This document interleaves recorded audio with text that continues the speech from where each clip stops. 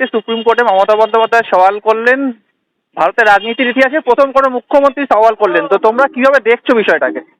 কোনোভাবেই দেখছি না, স্টান্টবাজি এবং একদম মুখ রক্ষার চেষ্টা শেষ প্রান্তে। তার কারণ উনি রাজ্যের মাননীয় মুখ্যমন্ত্রী, ওনাকে উত্তর দিতে হবে উনি মুখ্যমন্ত্রী হিসেবে কোন দায়িত্ব গ্রহণ করেছেন বা পালন করেছেন যখন এই রাজ্যের মানুষ বিপদে পড়েছে। এসআইআর এ মানুষকে যখন হত্যা করা হচ্ছে, উনি মুখ্যমন্ত্রী হিসেবে কোন ব্যবস্থা গ্রহণ করেছেন। উনি রাজ্যে বিধানসভার পরিষদীয় নেত্রী, দলনেতা তৃণমূলের। উনি বিধানসভার হেড, মানে তৃণমূলের হেড।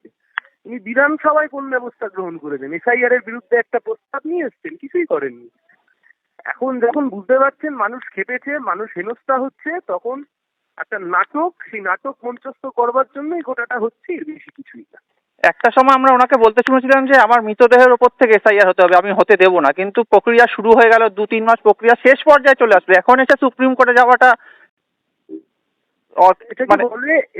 এটাকে বলে অনস্টেজ মেকআপ দেওয়া, আর কিছুই না।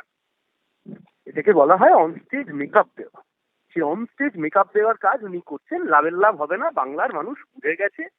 গোটাটাই আসলে তৃণমূল বিজেপি দুজনে মিলে মানুষকে হেনস্থার মুখে। ইতিমধ্যে তৃণমূলের একাধিক নেতৃত্ব বাংলার বাঘিনীর সুপ্রিম কোর্টে হুঙ্কার এরকম একটা ট্যাগলাইন ব্যবহার করছে। সে তো বাংলার বাঘ দিলীপ ঘোষ, বাংলার বাঘের বাচ্চা দিলীপ ঘোষ, অনুব্রত মণ্ডল বাঘ, ওনাকে বাঘিনী, এসব বলতে তো অসুবিধা নেই। সে উনি পশু পাখি যার সাথে খুশি তুলনা করুন, কিন্তু মানুষের জন্য উনি কি করলেন, মুখ্যমন্ত্রী মানুষের জন্য কি করলেন, এই প্রশ্নের উত্তর দিতে হবে। তুমি শেষ মুহূর্তে স্টেজে মেকআপ দেওয়ার কথা বলছো, তাতে আখেরে কি কোনো এর থেকে ফায়দা তুলতে লাভ পাবে, তৃণমূল ডিভিডেন্ড পাবে? এটা কোনো লাভ ডিভিডেন্ডের কোনো গল্পই নয়। মানুষ হেনস্থার শিকার হচ্ছেন, সেই মানুষ পাল্টা প্রতিরোধ গড়ে তুলছেন। মতুয়া, উদ্বাস্তু হিন্দু, মুসলিম সমাজ, সবাই, গরিব মানুষ, পরিযায়ী শ্রমিক, সবাই আজকে বিপদের সম্মুখীন হয়েছে। তাই একমাত্র তাদের জনপ্রতিরোধ, সেটাই একমাত্র পথ, এবং সে পথেই আমরা আছি, মানুষ আছেন।